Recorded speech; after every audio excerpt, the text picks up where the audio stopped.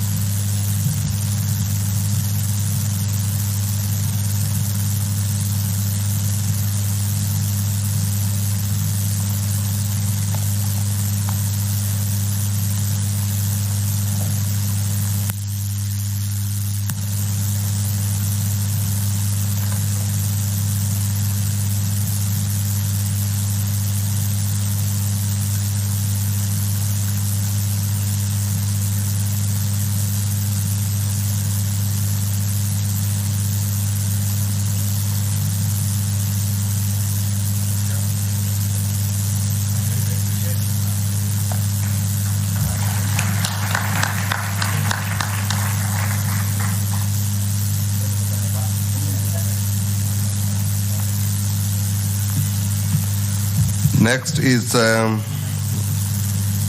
Dr. Honorable Alfred N. Mutua, Cabinet Secretary, Minister of Foreign Affairs, Minister of Foreign and Diaspora Affairs, accompanied by Dr. Sinoe Roslyn Jogu, in the presence of Nelson Koech.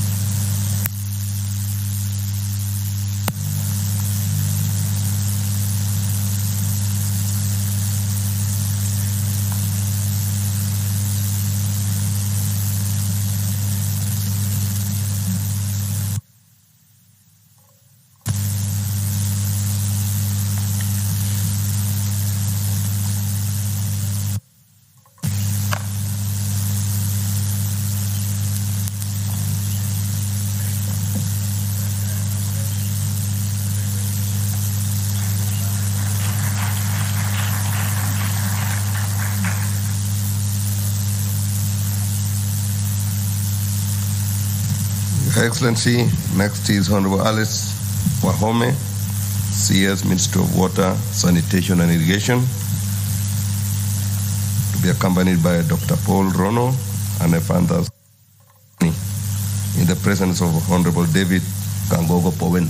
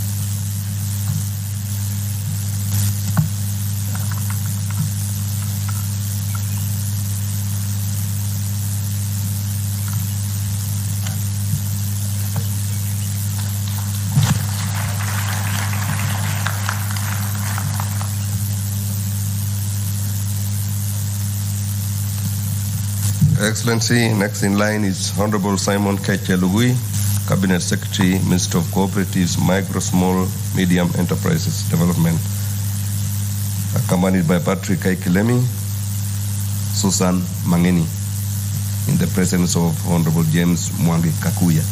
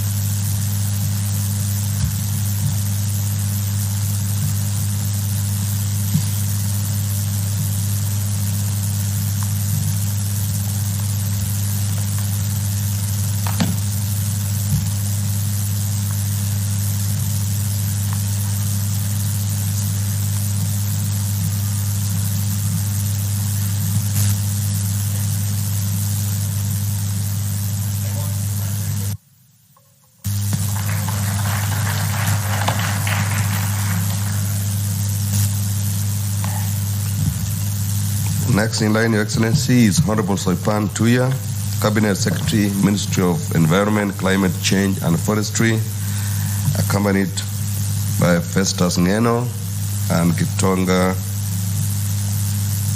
Mugambi, in the presence of Honorable David Kikaria, Vice President.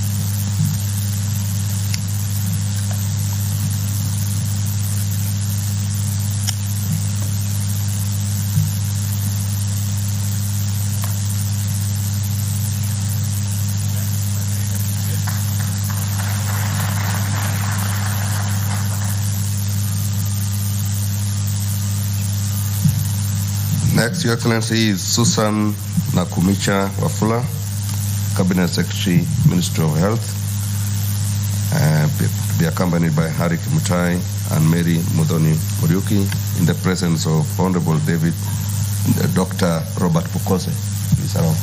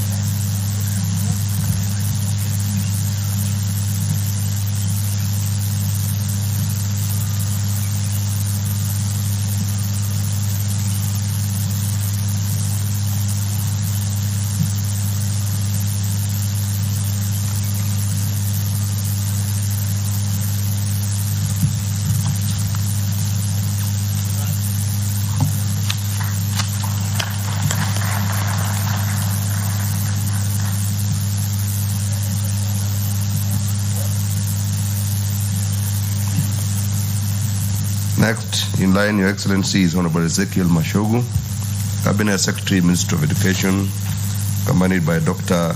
Belio Kipsang, Dr. Esther Moria, and Dr. Beatrice Inyangala Muganda, in the presence of Honorable Julius Meli.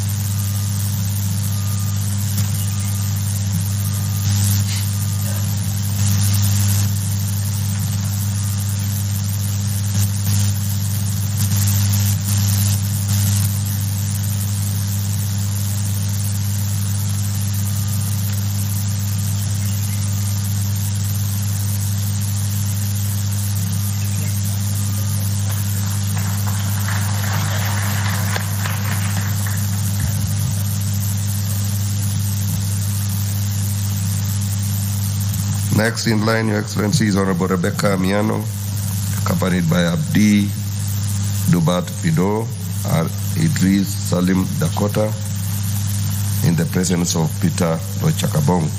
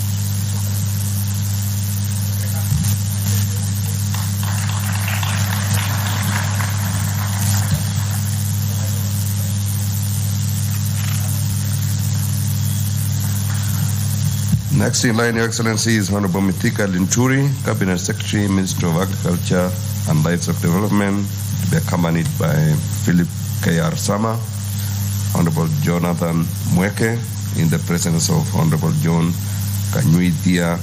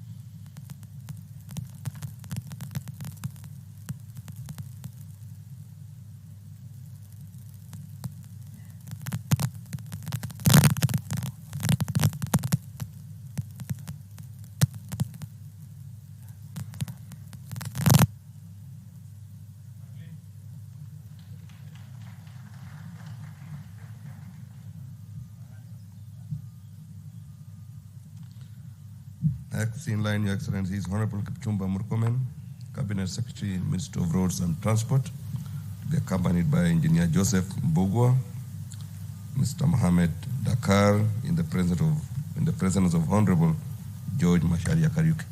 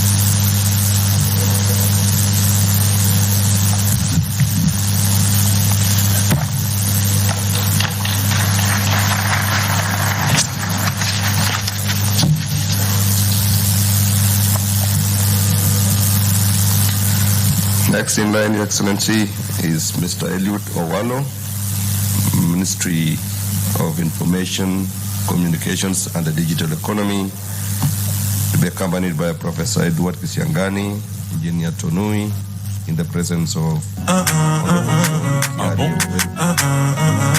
Let's get it.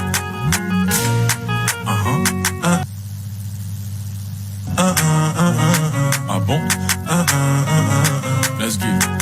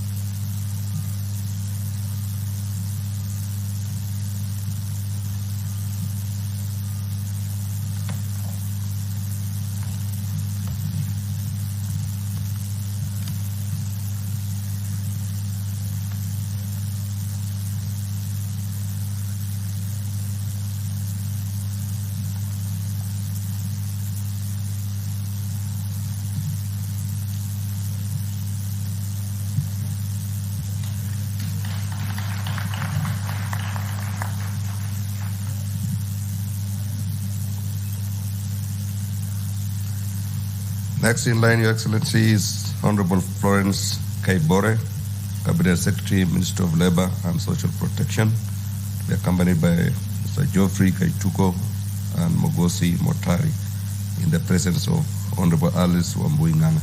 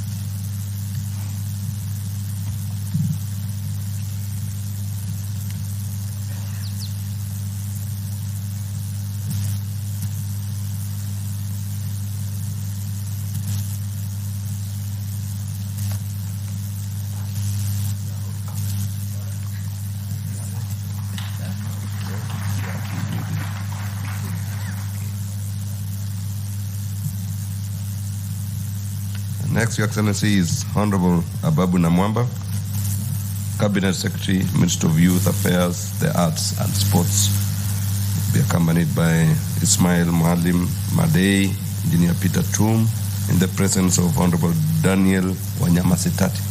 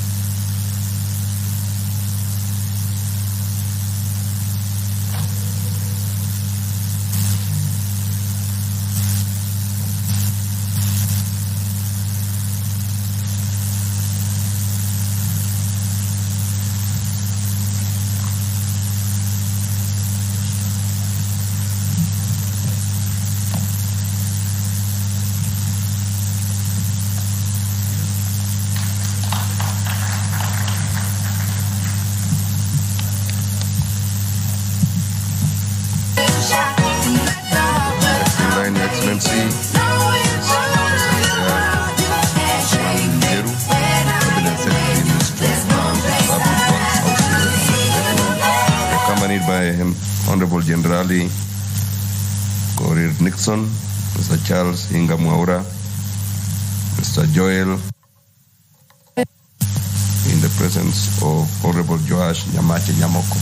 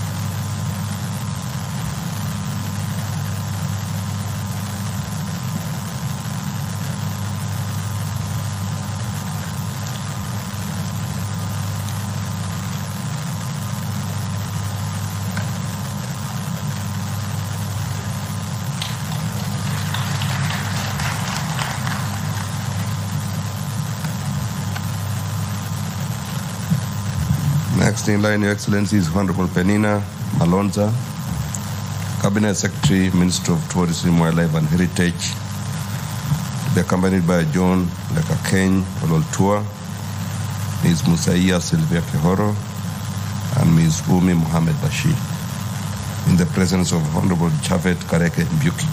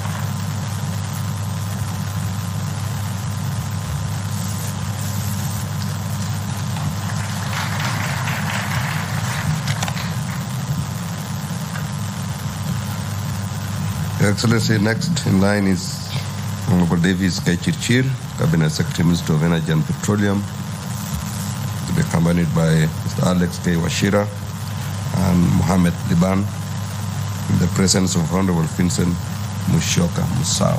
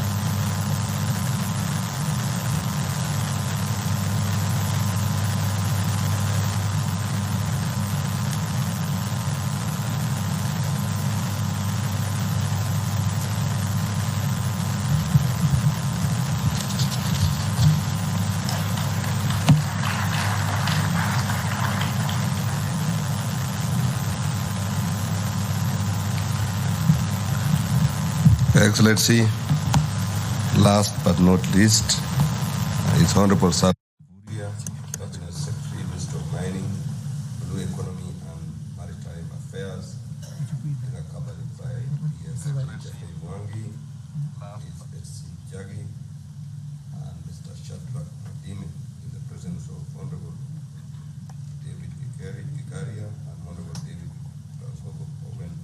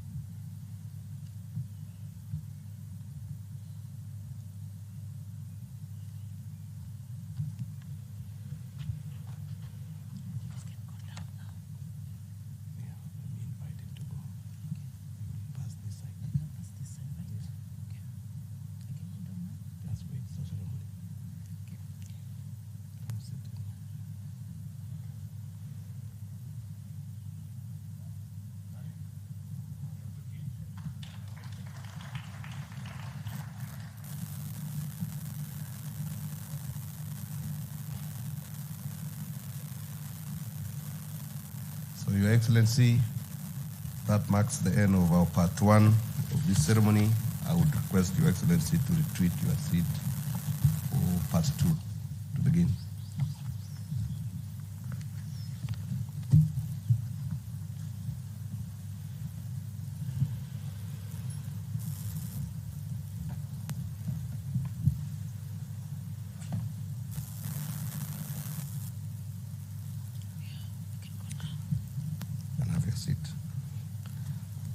Your Excellency, sir, as part of the organization of government, you are assigned the monumental task of steering the coordination of the institutional framework to support in the delivery of your agenda for the country to the Prime Cabinet Secretary. It is now my distinct honor to invite the Prime Cabinet Secretary to make his remarks and thereafter progress the day's program. Welcome, Your Excellency.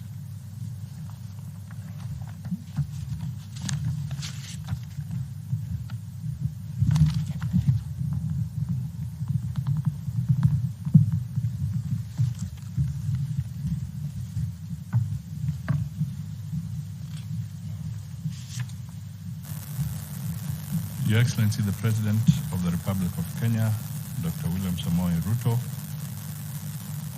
Your Excellency, the Deputy President,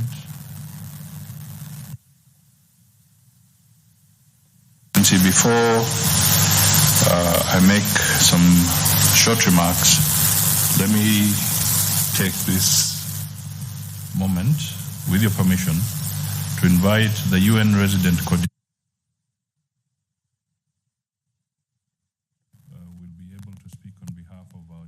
partners as we cooperate on matters of development in the country. Dr. Steve Jackson.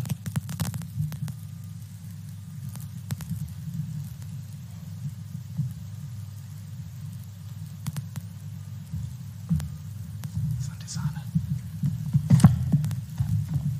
Mheshimiwa Rais wa Jamhuri ya Kenya, Mheshimiwa Naibu Rais, Mheshimiwa Waziri Mkuu, mawaziri, mabalozi, viongozi, waheshimiwa, marafiki, hamjambo. Kama methali ya Kiswahili inavyosema, atendaye njema atalipwa zizo, which I'm going to twist a little to mean that good performance will be recognized. Permit me, Mheshimiwa, just to make 5 brief points on behalf of the United Nations and the development partners. The first is to say that anywhere in the world, a highly performant public service is essential to guarantee the effective provision of basic services to the people and a propitious climate for sustainable development. And in Kenya, one of the foundations of your Vision 2030 is an efficient, motivated, and professional public service. And indeed, the Constitution, your Constitution, states that a public service that is efficient, performance or results-oriented, and citizen-focused must be ensured. So, second point, Mheshimiwa, the step your government has taken today is greatly more than symbolic. Today, your government is signing a solemn promise with you, Mr. President, and through you, a promise with Kenya's people. Because it is Kenya's people, of course, that its government and its officials serve. The Kenyan people need and deserve a truly 21st century government and public service, laser-focused on delivery, on that famous deliverology that we all talk about, and free from any blemish of bad governance. And that's why supporting public service reform has been and continues to be central to the support of a large number of Kenya's development partners, including the very many partner members of the governance group. So, Mheshimiwa, third point. For United Nations Kenya, we've been supporting public sector reform since 2006 in multiple ways, led by the United Nations Development Programme, but joining together the efforts of very many other UN entities. We've collectively continued to partner and collaborate with key institutions, such as the Ministry of Public Service and the Kenya School of Government. And some highlights of that work have included, indeed, helping to institutionalize performance contracting across the ministries, the departments, and the agencies, and supporting the transformation of the former Kenya Institute of Administration into the Kenya School of Government, and supporting it with South-South and international cooperation. And I know I speak on behalf of all the development partners, Mheshimiwa, when I say that we look forward to continuing this journey with you. Fourth point, penultimate point. Of course, in line with Kenya's devolution journey, effective public sector delivery also has to be ensured below the national level, at the devolved, empowered county level. And since 2017, UN Kenya and many development partners, including particularly Sweden, Finland, and Italy, working directly with the UN, have collectively supported the Ministry of Public Service and the Council of Governors to help develop the county performance management framework. That was adopted by the COG in 2018, county governments then adopted in 2019, and today, most county governments also have a full performance contract cycle. As I close, Mheshimiwa Rais, my last point is about us, the development partners. A word on the efficiency, effectiveness, and performance of your development partners. We also owe you a performance contract. Along with my brother, the ambassador of the Netherlands, as United Nations Resident Coordinator, I've recently had the honor to become the co-chair of the Kenya Development Partners Group. And ensuring the efficiency and the effectiveness and the performance of the support that the development partners provide is something that is very dear to our hearts. Excellency, prior to your election, you and I spoke of the importance that you attach to a proper and regular structure of dialogue with the development partners. And getting that structure of dialogue with the partners up and running is something that will really ensure that performance contract between us and you. So we're performing in the way that the government and the people need us to. So we're looking forward very much to building and operating that new structure of development partner dialogue with you and with your government as a matter of priority. So Mheshimiwa, hongera kwa hatua hiyo muhimu iliyopigwa leo. Na asanteni sana. Excuse me, sir. Okay. Thank you, Dr. Steve Jackson. Your Excellency, we also have a brief remark from the chairperson of the Council of Governors, Honorable Anne Waiguru, but I believe she has a representative, if she has not arrived yet. Governor Lusaka, on behalf of the governors.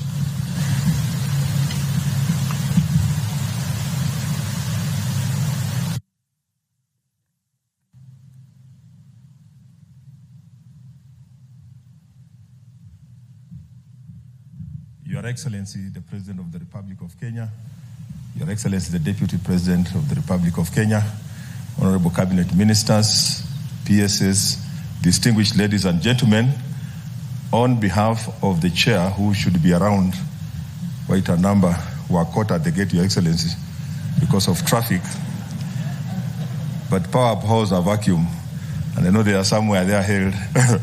So on behalf of the Council, Your Excellency, I want just to thank you and congratulate you for this very momentous moment for us. What is measured gets done. And having served as a permanent secretary before, I know what performance contracting means. This is an agreement on what is going to be delivered by the ministries. And during our period, Your Excellency, we never had it colorful the way it is today. I'm sure this is a milestone. And as a council, we are also going to support. We're also doing the same in the counties. We're also signing performance contracting with our own teams for us to be able to perform. So on behalf of the council, I just want to say thank you and wish all those who have signed their performance contracts, please let it not just end at the signing, but implement what you have signed. May God bless you. Thank you.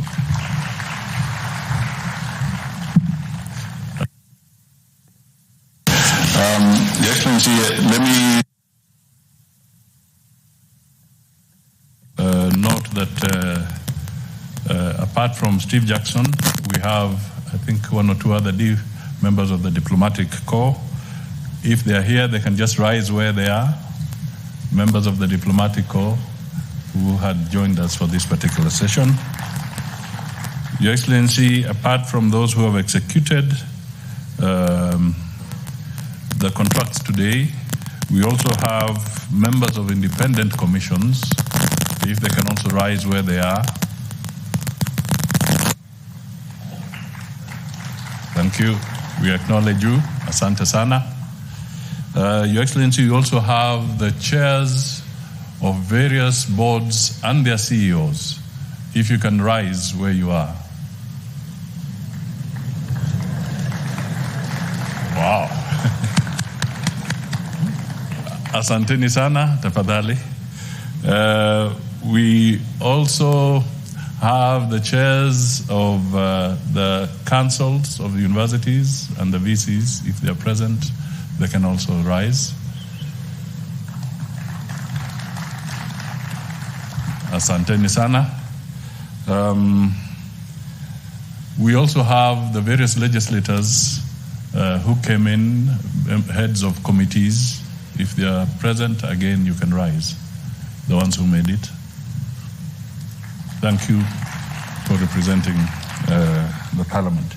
I believe I have covered a cross-section of those who are in attendance. Your Excellency, without going through all the protocols, let me just very quickly make some few remarks and then invite the Deputy President to invite you. But of course, one of the things I've learned from Lusaka is that I think one of the things we need to learn in our performance contract is to beat the traffic. Now that our president is spot on time, then we just have to learn to navigate the traffic. Your Excellency, it is my singular pleasure to thank you for accepting to preside over this auspicious occasion for the signing of the ministerial performance contracts for the financial year 2023-2024. Your Excellency, Kenya's overall development agenda, as espoused in the Vision 2030, is dependent on a public service that is citizen-focused, results-oriented, efficient, motivated, and foremost corruption-free. Consequently, the government has adopted strategic initiatives based on the aspirations of the bottom-up economic transformation agenda, better derived from the Kenya Kwanza manifesto. The aim is to capitalize on the gains already made from implementation of public sector reforms to spur socio-economic development. Performance contracting is one of the fundamental performance management tools being implemented in the public service. This prized tool has been implemented continuously for the last 19 years, and its full entrenchment will ensure the realization of our country's long-term economic development goals. Your Excellency, the first-level performance contracts are signed annually between yourself and the respective cabinet secretaries, and thereafter cascaded to downstream institutions. These contracts provide linkages between planning, budgeting, and clear deliverables. It is worth noting that the performance contracts being signed today are the first under your administration. There is excitement that your administration has aligned budgets to specific programs and projects under the medium-term plan 4, which is better sector priorities. This ensures synergy between budgetary resources and specific targeted deliveries. The introduction of performance contracts in the public service gives credence to the urge, which has been referred to, what gets measured gets done. Adoption of performance contracts by ministries, departments, and agencies establishes uniformity, consistency, and objectivity in measuring public service performance. Sustained implementation of the contracts should enable public institutions to refocus on improving institutional governance and efficient use of public resources, leading to effective service delivery as demanded by us by the Constitution. Your Excellency, Executive Order Number 1 of 2023 entrusts my office with coordination of performance management in the public service. Since then, I have made several promissory pronouncements regarding the public service we envision for Kenya. Today, I will restrict myself to presenting a report leading to today's event. The first port of call was to re-engineer performance management through tested strategic initiatives. First, the performance contracting process has been automated through the development and rolling out of the government performance contracting information system. This has made the process fully web-based and therefore set to minimize the need for lengthy interpersonal interventions and consequently saving valuable management time. Second, my office has initiated the development of a public service management bill that seeks to streamline and standardize performance management in the public sector. It will provide a framework for rewarding meritocracy and performance while fawning on ineptitude and discouraging non-performance. I must add that this is the first time public service management will be anchored in law. The optimal deployment of the human resource in the public service will gain immensely from this bill, as it intends to give legal backing to officers who toil without reward or promotion. Your Excellency, even as we demand optimal output from our public service, we must urgently cure it of lack of career progression and almost lifelong acting in positions. Your Excellency, it is evident that acting in a position for long durations demotivates public service officers. Third, we are currently in the process of developing a public participation bill jointly with the AG's office that aims to reinforce the positive transformation brought about by the 2010 Constitution of Kenya. It proposes to establish clear standards for effective public participation and to create a robust framework for the management and coordination of public participation initiatives throughout Kenya. Cognizance of the constitutional principles and values of governance, the proposed bill seeks to place the citizens at the heart of governance processes, thereby ultimately promoting more inclusive and accountable governance. By doing so, we aim to strengthen the state-society relations and ensure that the voices of citizens are actively considered in decision-making processes. Your Excellency, the background to this is that in tandem with performance management, public sector reforms are vital to a government that is responsive, efficient, and citizen-centric. These reforms aim to transform our public institutions, streamline processes, eliminate bureaucratic hurdles, and enhance governance and service delivery. It is clear in my mind that by undertaking these reforms, we are creating an enabling environment that fosters economic growth, attracts investments, and improves the quality of life for all Kenyans. However, to effectively implement performance management, productivity mainstreaming, and public sector reforms, we must adopt a multifaceted approach, embracing a culture of continuous learning, professionalism, and perfection will enhance effectiveness and efficiency in MDAs. For this reason, we will ensure regular monitoring, evaluation, and reporting of progress. This will enable us to identify areas in need of improvement and take corrective actions. Furthermore, transformation of performance management will create efficiency through investment in state-of-the-art technologies, providing training and capacity building opportunities. It will augment a culture of collaboration and knowledge sharing and shear off the existing silo mentality. By harnessing the power of digital transformation, we can automate processes, reduce redundancies, and maximize productivity. This brings me to the issue of corruption. Your Excellency, the public is tired of our persistent appeals, pleas, demonstrations, and threats against corruption. It is time to act and act decisively to end this scourge, especially the temptations in the public service. As the executive, we are ready to do our bit. The Auditor General, the control of budget, churn out disturbing revelations about blatant theft of public resources. These reports are invariably confirmed by Parliament. The question is, where is the missing link in bringing culprits to account? Your Excellency, we must require all agencies in the criminal justice system to save us the agony. They must do Kenyans justice, and this is not weaponizing state agencies against anyone. All we are asking them to do is work without doubt, fear, or favor. Your Excellency, your firm hand here is most critical. My office coordinated a stakeholders forum to review the performance contracting guidelines. There was unanimous consensus that we refocus MDA's performance contracts to deliver more on their core mandates.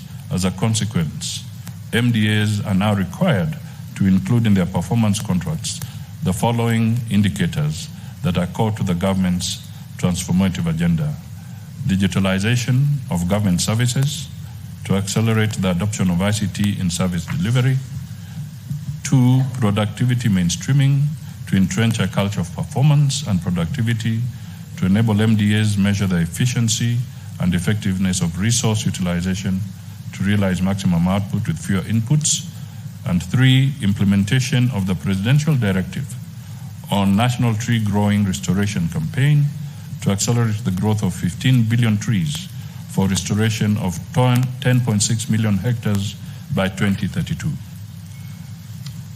D, this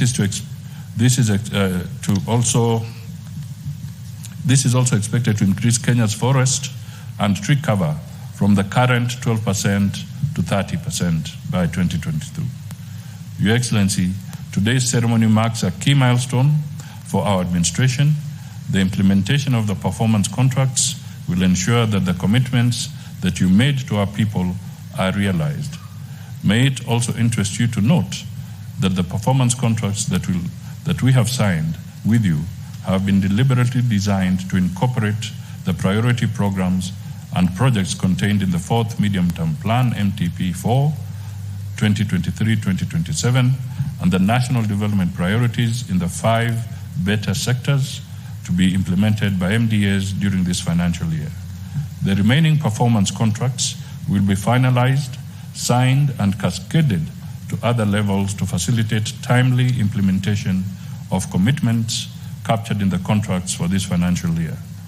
May I thank all the Cabinet Secretaries, Principal Secretaries, Chairpersons, and Executive Officers of state corporations and development partners for supporting the entrenchment of performance management in the public service. I assure you that I have not taken your support for granted, and it will not be in vain. In conclusion, Your Excellency, I do recognize your immense support in the institutionalization of performance management in the public service, which is core to the realization of a citizen-centric public service. I thank you. It is now my singular pleasure to invite Your Excellency, the Deputy President, to make your remarks and thereafter invite His Excellency, the President.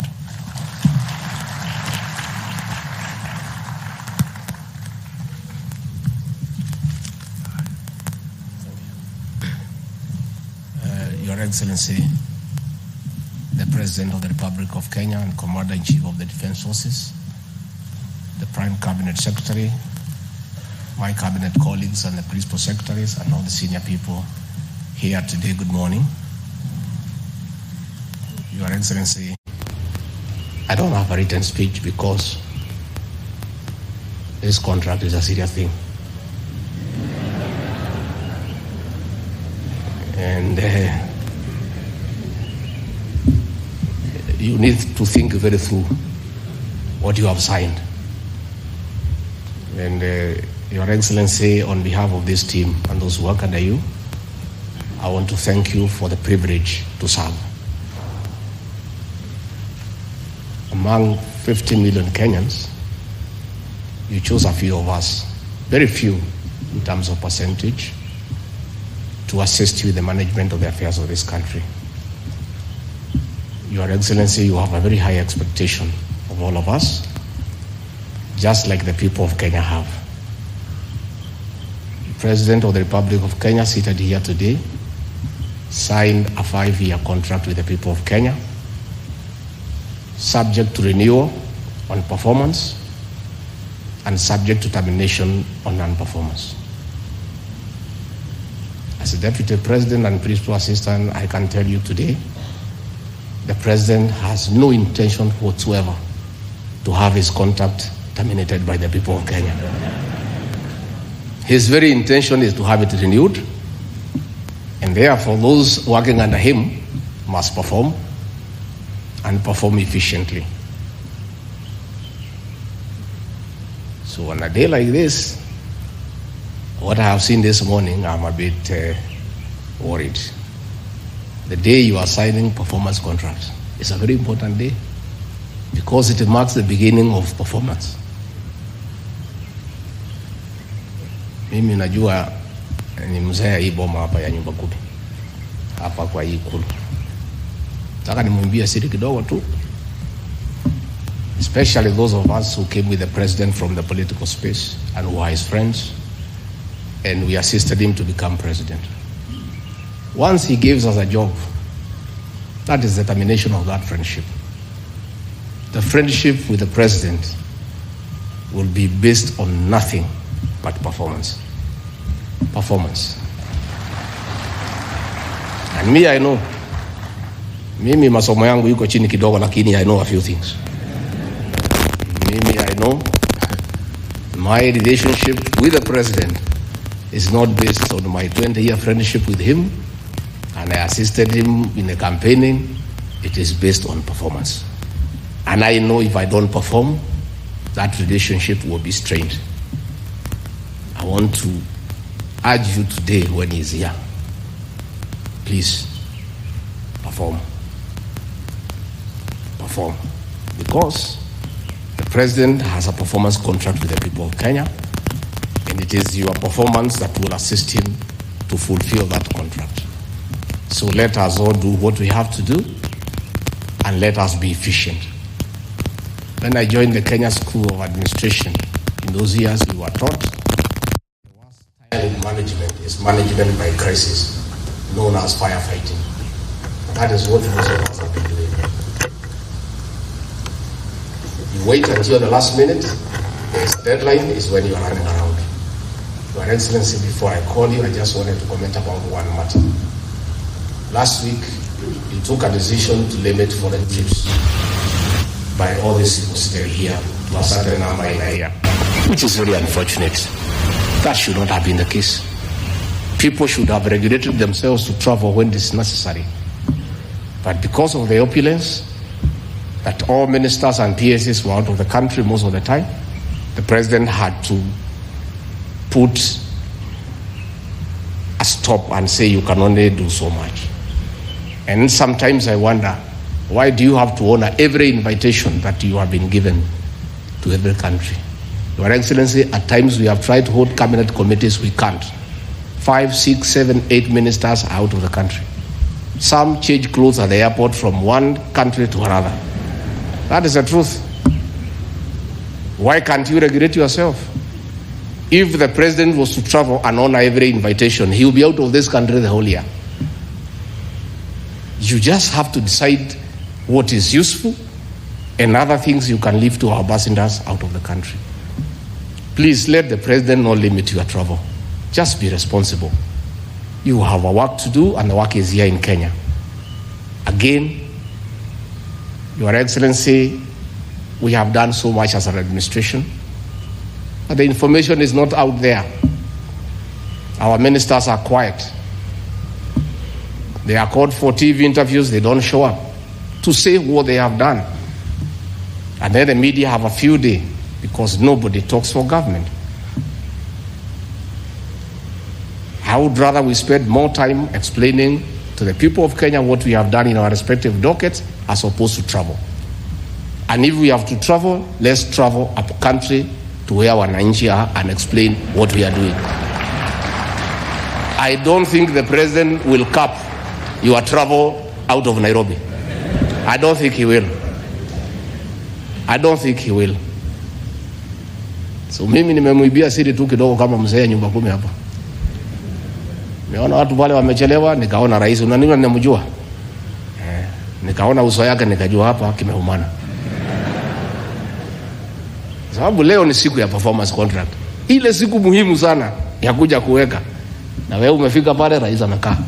Tayari amekaa na ndiye rais wa Jamhuri ya Kenya. Wewe umechelewa ukiwa kuona nani? Who else have you gone to see? These are things myself I don't understand. As I said, mimi sielewi. Mimi mambo ingine sielewi. So mimi boss nachunga kazi yangu. Unajua rais, tangu uniteue, I've been late in your meeting one day only. Na rais, wewe ndio ulinichanganya siku hiyo. Because ulisema utatoka hapa saa 1:30 tukutane airport saa 2, ukatoka saa 12:30. Sasa by the time nimefika nikakuta umeketi. And I was embarrassed because where else was I when my boss is seated waiting? Where else would I be? How do you explain where uko wapi? Rais amekaa, you work for him, he has arrived before you. I don't understand. I don't know how you plan, but hata kama iko traffic jam, hii traffic jam haijakuja Kenya leo, inajulikana tangu zamani. Mimi nilifika hapa saa 1:30, PM alifika hapa saa 1:30 na mkutano ulikuwa saa 3. Not because we have no work to do. Si hakuna haja kuamuka hii masaa na hii baridi tungelala. Lakini tunakuja kwa rais wa Jamhuri ya Kenya who has given us a job, who is very busy. Wewe utachelewa ukiwa wapi? So those are things, as you sign these contracts, you need to think about. But I want to assure you, from what nimesikia asubuhi, from today, tufanye kazi. Marafiki wa rais wa zamani, tufanye kazi. Kipimo ni kazi peke yake. Mimi nimesikia na mimi nakubaliana na rais, kazi. Let us work. Let us do what we need to do to help the president. And he has set the pace. Let us follow the leader because he is the leader. If his pace is to keep time, let's keep time. If his pace is to work hard, is to work hard. If his pace is to go up country and explain to the people, let us go and explain to the people. Mimi nimesema yangu, nitamtafuta individually, pahali niona iko shida nimueleze. With those few remarks, I request you to be upstanding and help me usher in the President of the Republic of Kenya. Mr. President.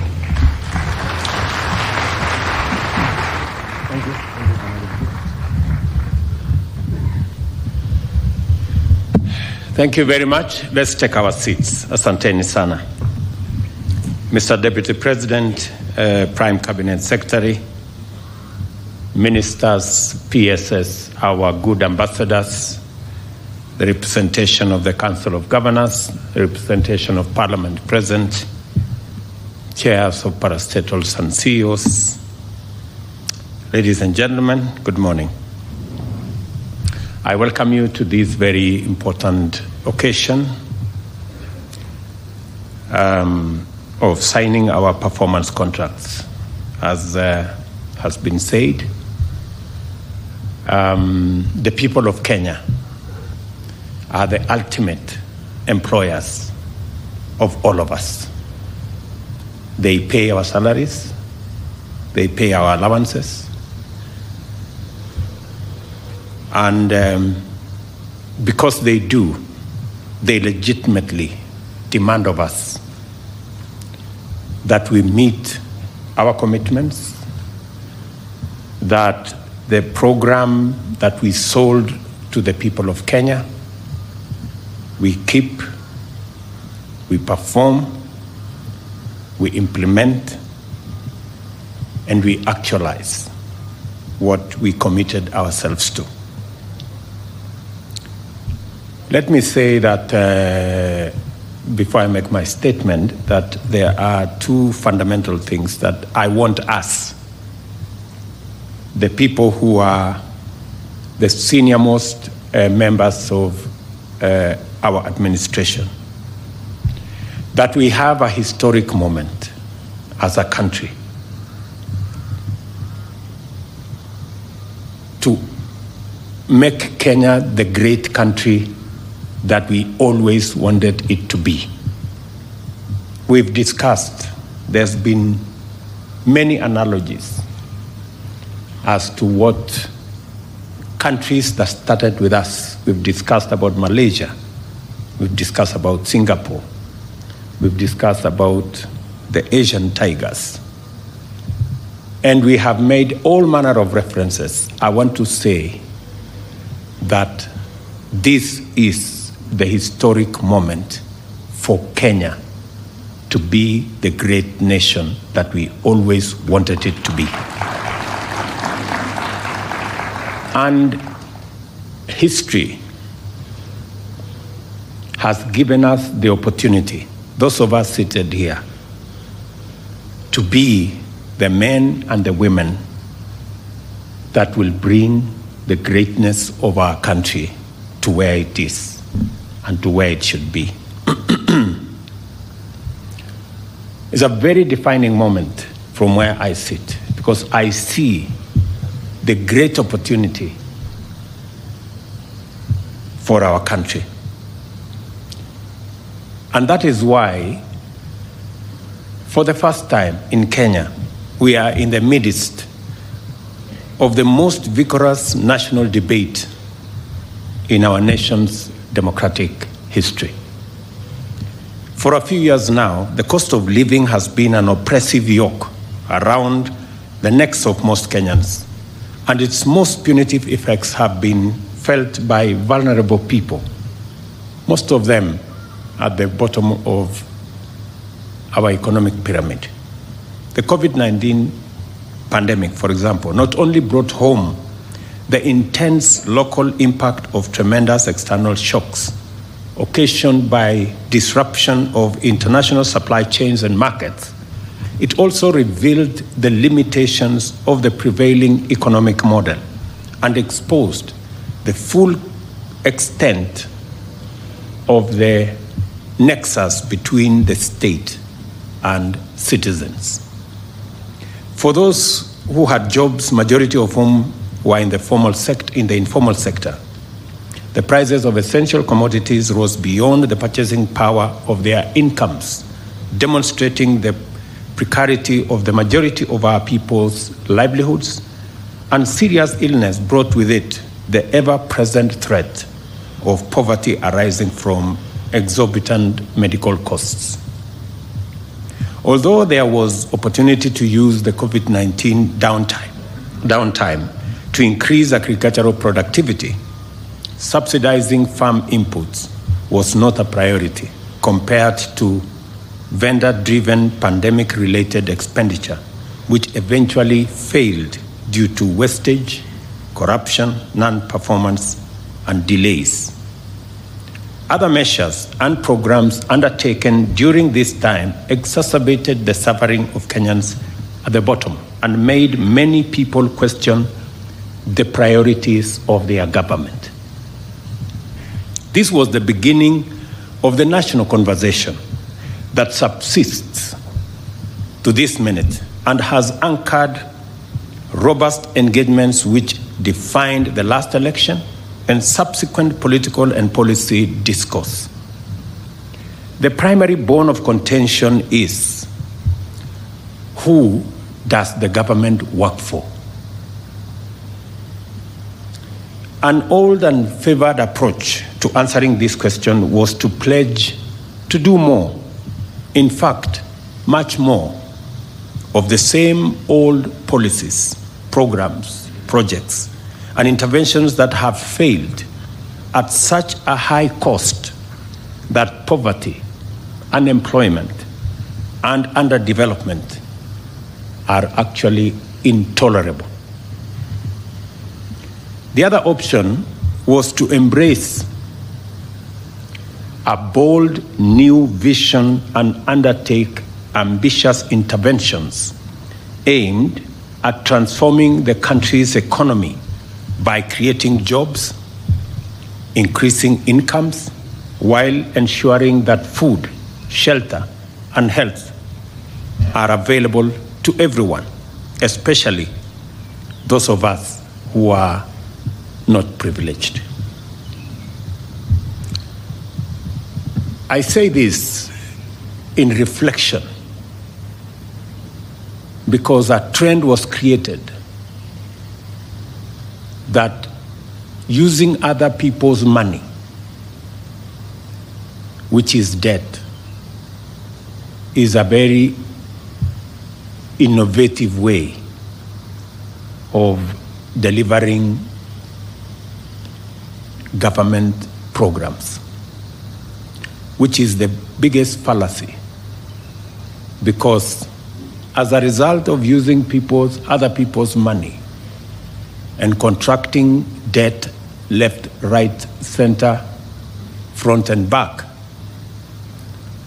we drove our country almost to the brink of debt distress. And it became our first assignment to steady the economy of our country and to pull back our country from going over the cliff. I am very proud today that almost a year in, our economy has steadied.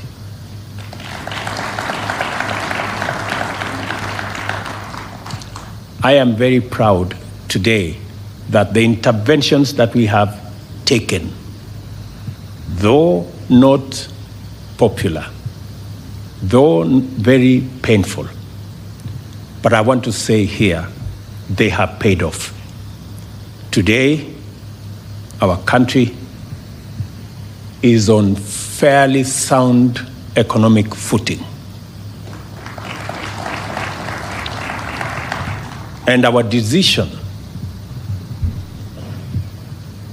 to do more around collecting our own taxes, to do more about living within our means, and to borrow less, and to work on our fiscal deficit, I must admit, has paid off better than I even thought myself. And I want to thank the people of Kenya for having confidence in the measures that we have taken. We engage Kenyans all over the length and breadth of our country on the most urgent priorities and the best ways and means of implementing them. Ultimately, it became clear that the new approach to national development was not only going to be ambitious and visionary, it was also going to be radical and transformative. To begin with, the plan was going to turn the national development agenda upside down. From the traditional top-down model that is essentially elite-centric to a bottom-up model that is citizen-centric and people-centered. Secondly, the model would aim to positively impact millions of Kenyans at the bottom by focusing interventions where the greatest number find their livelihoods, which is the informal sector, and especially agriculture and the hustler economy. Thirdly, a new model will entail measures to not only create millions of jobs and increase incomes, but also reduce the cost of living by mitigating the cost of energy, transport, shelter, healthcare as a share of household incomes. We agreed with Kenyans that to deliver this transformative model, 5 sectors would form the core pillars of our agenda to bring down the cost of living, eradicate hunger, create jobs, expand the tax base, improve our foreign exchange balance, and deliver inclusive growth, and to do so from the bottom up.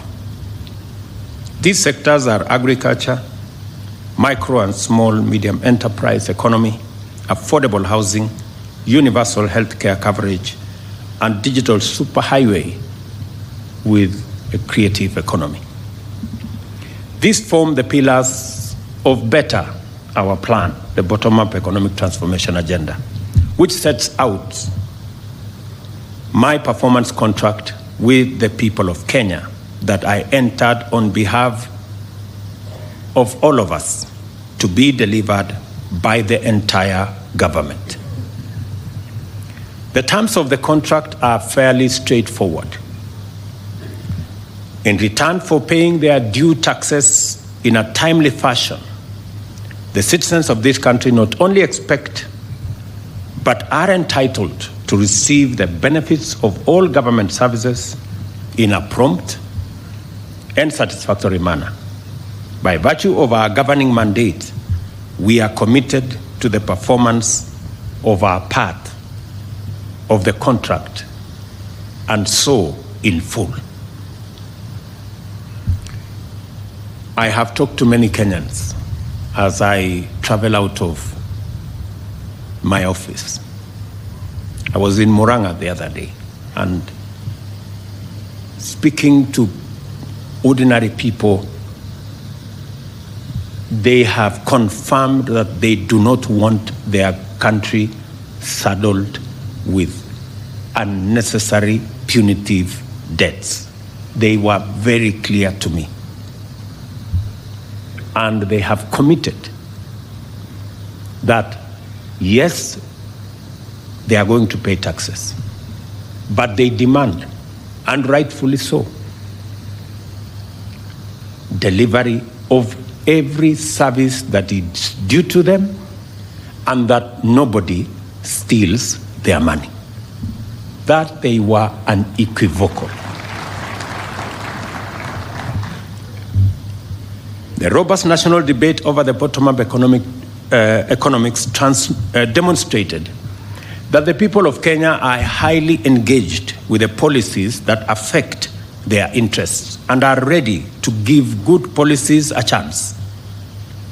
The animation which characterized national and parliamentary debate over Finance Act is, in my view, had more to do with the absence of a consistent culture of promise-keeping in our politics. and of faithful alignment between government policy and the people's aspirations. As a result, there are Kenyans who do not even believe that a government has an obligation to deliver its pledges and view manifestos and campaign platforms as empty political performances and meaningless tricks and noise. Because for a very long time, we've made campaign pledges to be what you say looking for votes when you don't actually mean to deliver on them. In fact, there are even leaders, including members of the clergy, who have been sympathetic and tried, with the best intentions, to suggest ways of enabling the government and myself to run away from some of the commitments we made in the campaigns. Some clergy have said, I think it's okay. You made a promise, but it's difficult to keep, so just,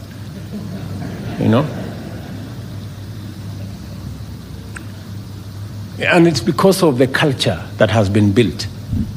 Many people did not believe that we are going to have a hustler fund. Many people did not believe that we are going to reduce the cost of fertilizer. Many people did not believe that we are going to hire 55,000 teachers in under 1 year, because commitments, promises have been made with no intention to keep any of those promises. And I see the difficulty that people have when we have to make difficult decisions.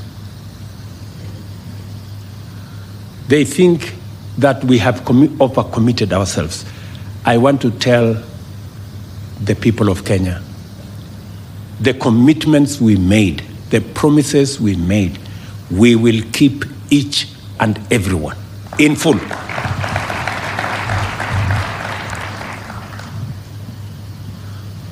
Some Kenyans are even suspicious that we are implementing revenue measures without any intention to deliver any public services at all, let alone the elaborate agenda that we have set out. While I appreciate the goodwill and concern, I wish to state in no uncertain terms, in order to clear any confusion and to give comfort to all Kenyans, that this administration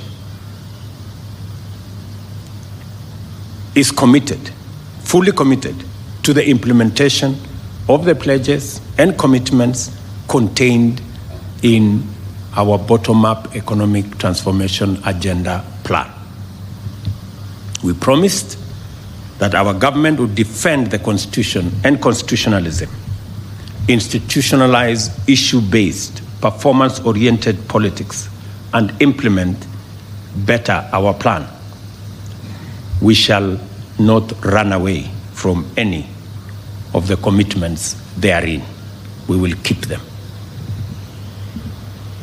This is the context in which we have negotiated, developed, and are today going to witness the signing of the first generation of ministerial performance contract for the financial year 2023-2024.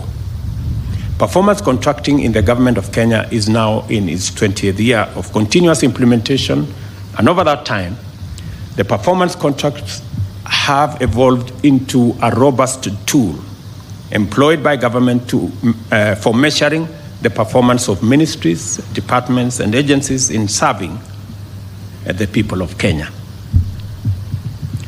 I don't know whether it is because these performance contracts have been going on for 20 years that many people maybe mistakenly think that it is a ritual. And that is why people resort to the old incompetent excuses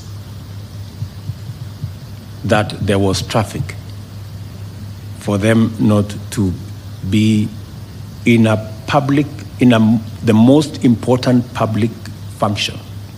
We have a job because we have a contract. If you cannot keep time with your employer, you have basically dismissed yourself. I mean, it's just as simple as that. So, for those who came late, who are members of the executive, I will be expecting a written explanation, and it should not include matters of traffic, on why they do not take these performance contracts seriously. Because if you do not take this performance contracting seriously, it means we do not take the contract with the people of Kenya on performance seriously. And that can be a very serious indictment on anybody.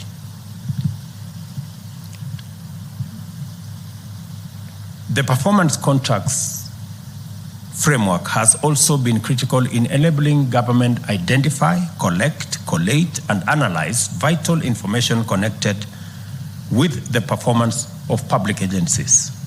The overall result of this is that government decision-making has become increasingly evidence-based, and public officers have become increasingly aware of their accountability for actions and omissions, achievements, and mistakes. We have resolved to enhance the overall performance management framework and to leverage its tremendous potential by incorporating the actualization of the better plan, the government performance contracting and delivery mechanism.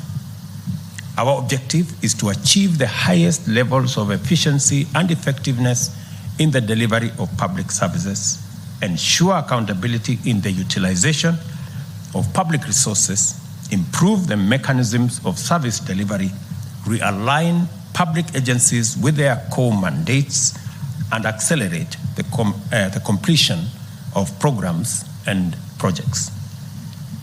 We are here to declare our intention to implement our commitments, serve Kenyans, and to do so in a highly systematic manner. Our performance shall be robust. Our purpose is to make sure that the stewardship of public authority and resources will be responsible, transparent, and accountable. We desire to actualize the twin mandates of citizens' rights and government's obligation by governing well in a people-centric, results-oriented manner. We have made sure that every ministry, department, and agency has aligned their performances and policies with the fourth medium-term plan of the Kenya National Vision 2030, which now incorporates key government priorities under the 5 better pillars. It is now a fundamental duty of cabinet secretaries, principal secretaries, chief executive officers of state corporations, and the principals of tertiary education institutions to implement obligations under their performance contracts by taking every measure to execute key government priorities on time and with the allocated resources. In keeping with our commitment to deliver, the performance contracts have been perfected through a rigorous process of vetting key priorities and ring-fencing their funding through the National Treasury. Every instrument that shall be derived from these contracts for implementation by MDAs must replicate this model, and it shall be the duty of cabinet secretaries to ensure full implementation and conformity. As I stated in April, during the launch of Performance Evaluation Report, performance management shall be implemented throughout government, and no public institution funded through the Exchequer will be exempt. You will recall that in our manifesto, we set out the principles that would guide the implementation framework of the bottom-up economic transformation agenda, which is prioritization, sequencing, and financing. Today, we are translating this aspiration to actionable instruments and at the same time unpacking them into the following commitments. Absorption of allocated funds, including externally mobilized resources.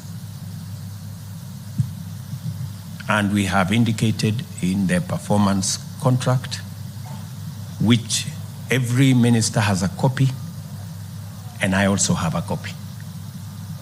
So it will be easy for us to know who is doing what and who is not doing whatever. Measures to reduce the levels of pending bills. You know what we need to do about pending bills.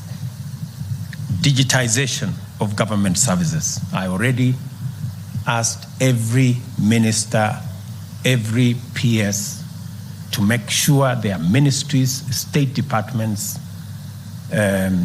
parastatals, agencies under them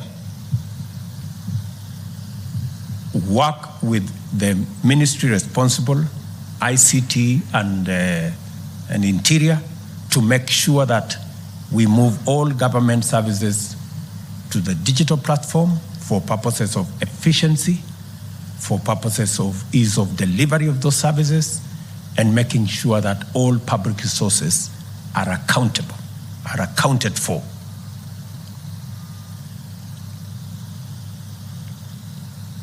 I do not expect that in the next 90 days, before the end of this year, I do not expect any government service to continue in the manual framework. I do not expect. Every government service must be not just on the digital platform, it must be delivered on the digital platform. From first today, I do not expect any other pay bill for any government agency except what we agreed, government pay bill that will be manned by Treasury. I hope we are all clear. We did agree that all other pay bills will be shut down. And if there will be one that will be operating after today, let me not say beyond that, right? Because for purposes of efficiency, we are on a digital platform so that there are no lost files, there are no gray areas, there are no corners that is gathering dust. We want to make sure that we can demonstrate productivity. It's also important that we complete projects.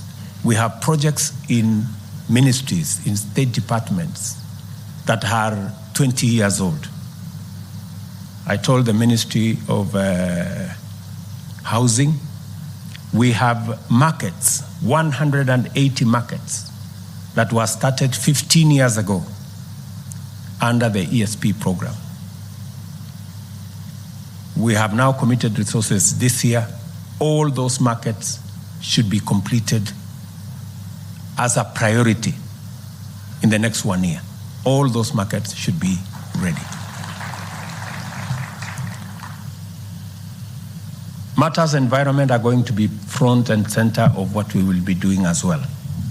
So the National Tree Cover Restoration Campaign is part of the delivery of every ministry and state department. We are looking forward to working on internship and industrial attachment. Again, the ministry concerned, we have agreed on what to do. This was our intention 5 years ago, but it was not delivered because of the old culture of making commitments that we didn't have any intention to keep. On internships this time round, we must keep our commitment. I have already engaged the private sector. We have agreed Government is going to deliver progressively to 20,000 internship every year. The private sector have committed to me that they will deliver up to 50,000 internships every year. We want to see how we can grow these to 100,000 and make sure that we give a chance to many young people coming out of college, coming out of our universities, to practice what they have learned, either for a year or 2 years, acquire some experience, and find their way into employment and also into the market. Access to government procurement opportunities by young people, women, and persons living with disability. As I have said with clarity, that for a very long time, we invested a lot of resources in our human capital, and rightfully so. This year, we have committed 628 billion Kenya shillings for the education of the people of Kenya. That is huge resources. We are deploying additional resources in the hiring of additional teachers. We're deploying additional resources in making sure that we deliver on our TVET program. We are almost doubling resources that will go to our university education, and we are pulling all our universities from being saddled with debt because of the old funding model. But different from the past, this year, we not only have a program on education and training, we also this year have a program on what happens when our children come out of college, come out of school, and come out of our universities. That's why we have clarity on how we are going to create jobs this year. With clarity that we are going to have a clear plan on how to create jobs. And I expect that every ministry and every department will be aligned. Whether it is our housing plan to create 1 million jobs, whether it is our digital space and digital jobs and Ajira and ICT hubs to create digital jobs, whether it is the Ministry of Labor working with the Ministry of Foreign Affairs and all other departments that work with human capital development in that space for our foreign employment opportunities, targeting another 1 million or so jobs. That whole ecosystem is now going to be part of what we must deliver as government. We must deliver the jobs as much as we are delivering on education and training.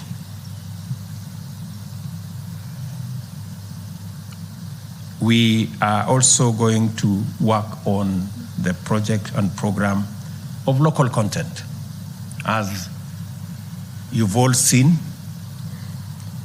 we've talked about Build Kenya, Buy Kenya, Build Kenya. We've talked about local content. For the first time in this year's finance bill, we are making fiscal intervention to make sure that we expand our manufacturing as a percentage of GDP in our country by deliberately discouraging imports that we can produce locally.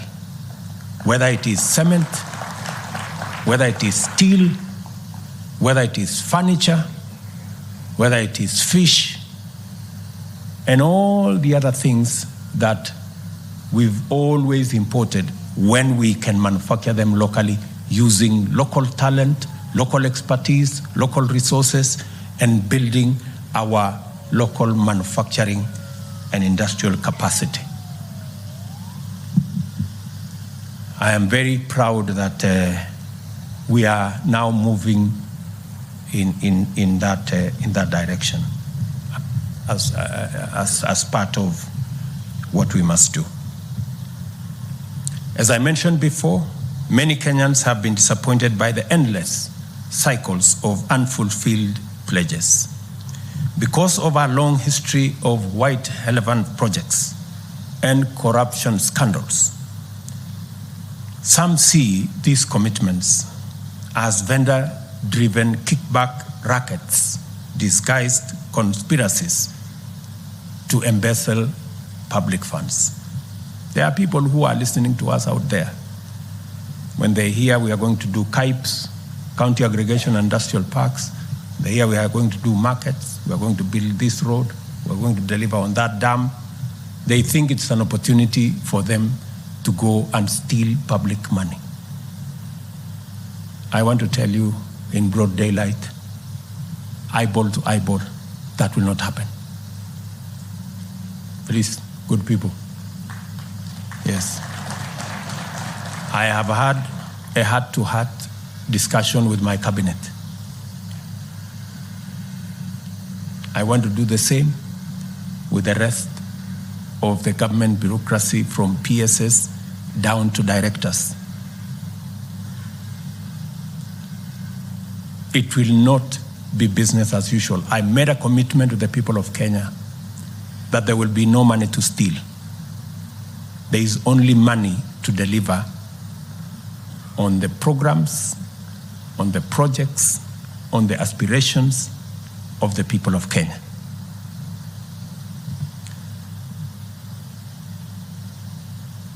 A political culture of poor promise-keeping, as well as endemic corruption, has done significant damage to our social fabric by eroding trust in government and widening the rift that separates citizens' aspirations from government policy. We cannot afford to wait and see where this road may lead, because it has already brought us to a very terrible place. It is time that this comes to an end once and for all. And I promise you, it will come to an end. For those who have engaged in corruption incorrigibly, because I know, for example, the people in the procurement space. There was one lady in one of the roads departments, corrupt to the core, to the extent that she could not be transferred by anybody,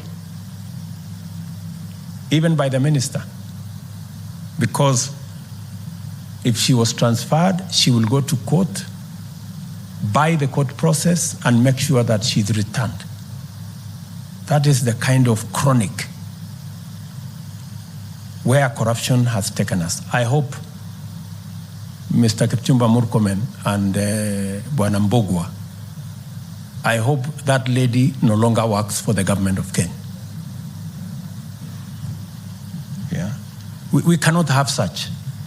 There are people who have made government offices their private property. You try to transfer them elsewhere, they go to court, they go to some agency, you find them back. It will not happen. Yeah? Those kind of things, we must put them behind us. We are servants of the people of Kenya. We are not their masters. And we serve at the pleasure of the people of Kenya.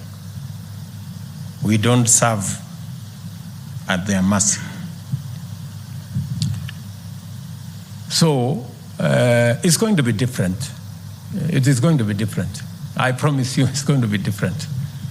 And it's not going to be business as usual. And we are not going to wait until public money is lost. The moment there is signs that you have intentions of doing something, we will deal with you firmly and summarily. And because we have enough people in Kenya who who can do these jobs. Under our new bold vision of radical transformation, we must simultaneously implement policies, programs, and projects to achieve inclusive growth, and at the same time undertake robust measures to eradicate corruption, wastage, and inefficiency. I have given my solemn undertaking to protect public resources during my term in office. I shall be held to account for the good performance of our country, delivery of our commitments, and the stewardship of public resources. I intend, by all means, to keep a good account of each of these mandates. I ask for your assistance, and all of us to commit to make sure that we don't disappoint the people of Kenya. In order to do this, I shall hold every officer serving in government, beginning with you people seated here, to account for both their performance in service delivery and stewardship of public resources. I shall deal with cases of negligence, misappropriation, embezzlement, theft, or rather misconduct or corruption in relation to public resources summarily and decisively. You are hereby duly notified. I have high expectations of you because I am confident that by now you are familiar with the workings of government, accustomed with our work rate, and fully aware of our intention to implement all our commitments. I speak to many of you on phone many times. I call you to my office, we interact in different places. I ask you questions, you know that, on programs, on projects. And I find that many of you, the people I speak to, don't even know what is going on in your ministries or departments. You have very scanty information. The moment I know more than you in your ministry, then you must begin to understand that something is very wrong. Because by constitution, you are supposed to advise me. Explain to me how you are going to advise me if you have less information than I do. Who is going to be advising who? I call many PSs. You ask them what's going on here. They have no clue. And this is your department. That is the job that you have.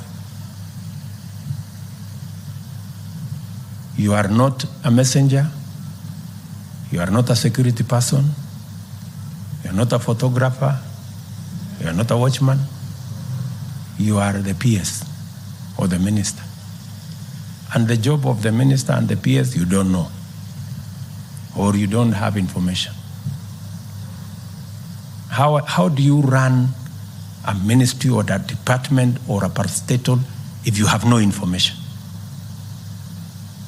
That is the highest level of incompetence. So please, take time, read. There's a lot of literature on your desks. There's a lot of briefs from departments. There are a lot of briefs from all manner of places. Read. I take time myself to read, because it's the only way you can have the correct information for you to be able to make the right decisions. You can never, I promise you, you can never make the right decisions if you do not have the correct information. It will all be a game of guesswork. Get as much. We have many good officers. They send us briefs to our desks, but because of whatever reason, people don't want to read. They don't want to understand what's going on in their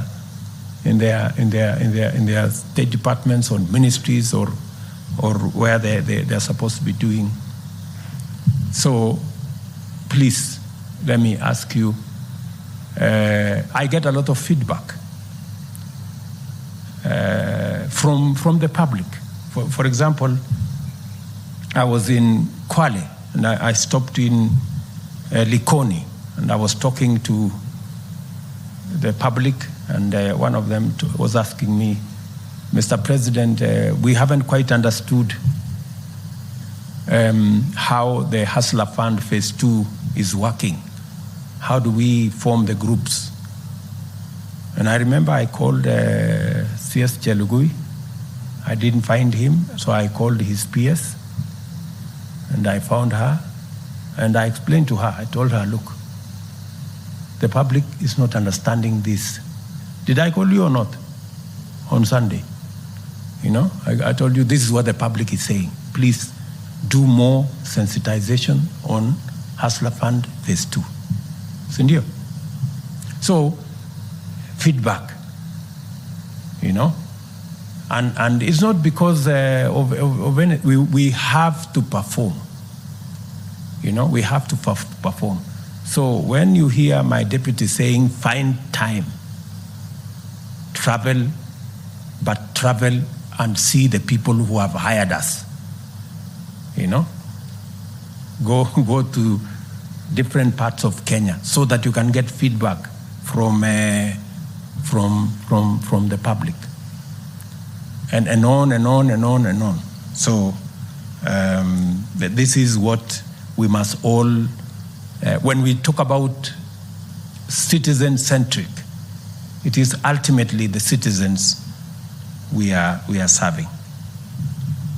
As I have said, I wish all of you, and I have said this with clarity, you have my goodwill. Always, I am always available to any minister, to any PS, if they are not sure of what they are supposed to do. I have instructed the head of public service to be available.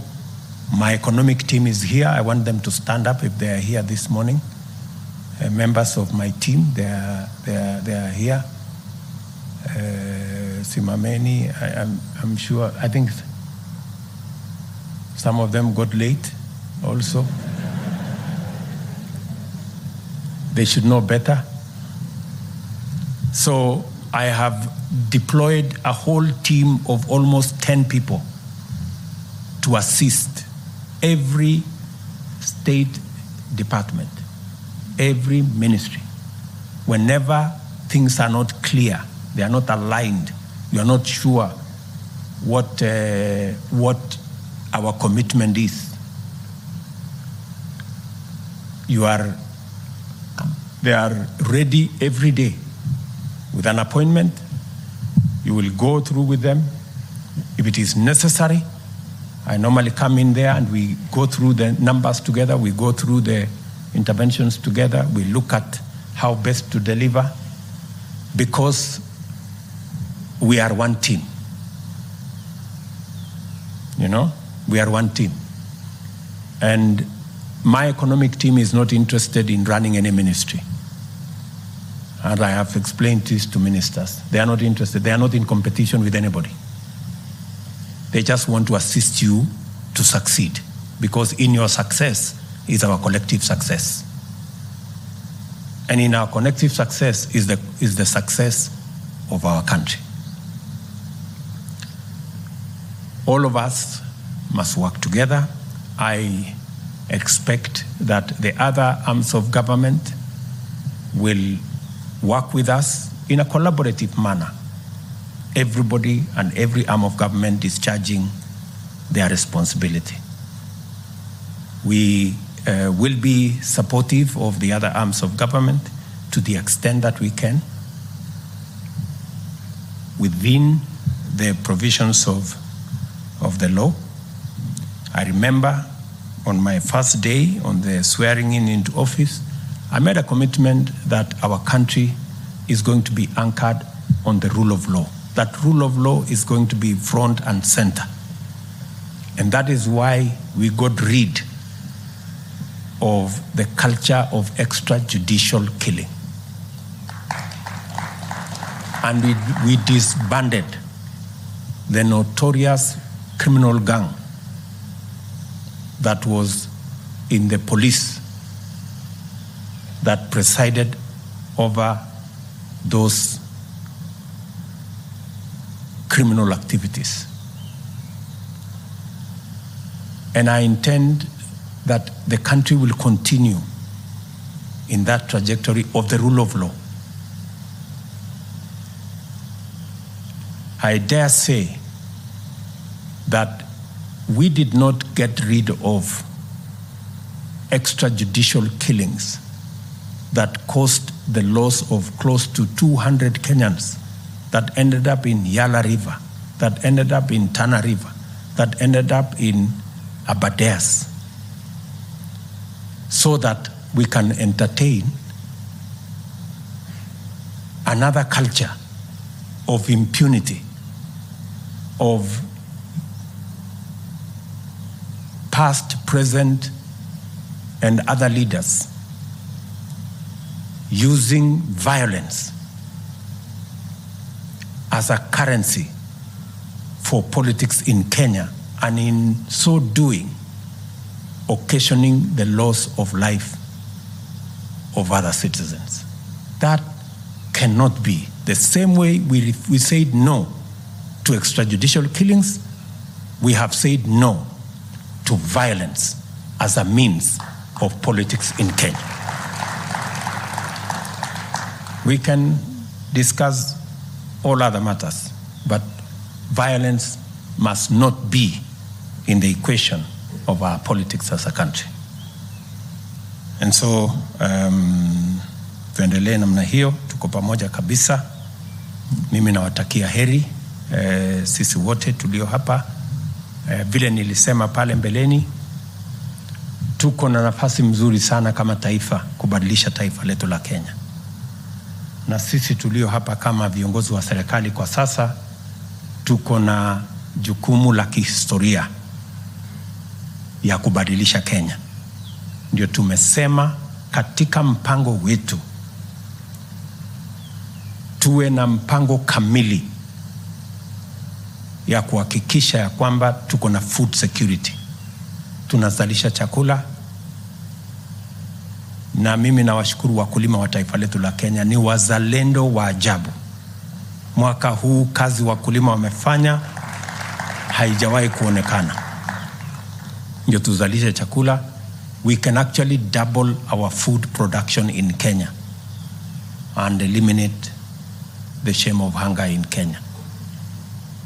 Vile vile tuko na mpango kamili, mpango mzima wa kuzalisha ajira katika taifa letu la Kenya, kupitia mpango wa housing, kupitia mpango wa digital jobs, mipango mingine ya kuzalisha ajira, na vile vile kukuza uchumi wa taifa letu la Kenya. Ndio tuongeze mapato, tuondoe umaskini. That plan, we have a historic moment to achieve it. And I am trusting you as the senior most team to provide leadership, working of course with our development partners and all the other good people that are working with us. I therefore remind you to pursue and maintain the highest professional standards and observe the principles and values of public service under Article 232(1) of the Constitution. I also encourage you to keep a copy of this performance contract in sight at all times, to anchor your reflections and to focus your intentions and your actions, so that we can all have a good account of ourselves a year from today. I wish you success in your work, good people, and look forward to presiding over the release of the results of your performance at the end of this financial year. Asanteni sana. Thank you very much. God bless you, and God bless our great country, Kenya.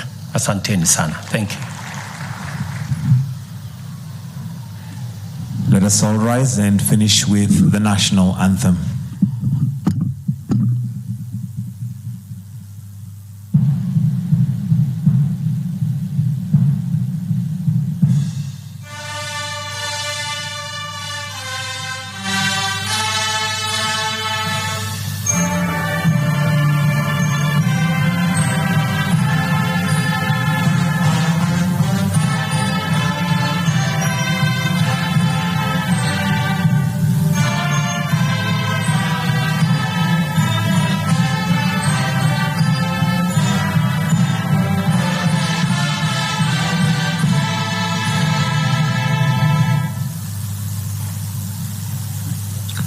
Thank you, distinguished guests.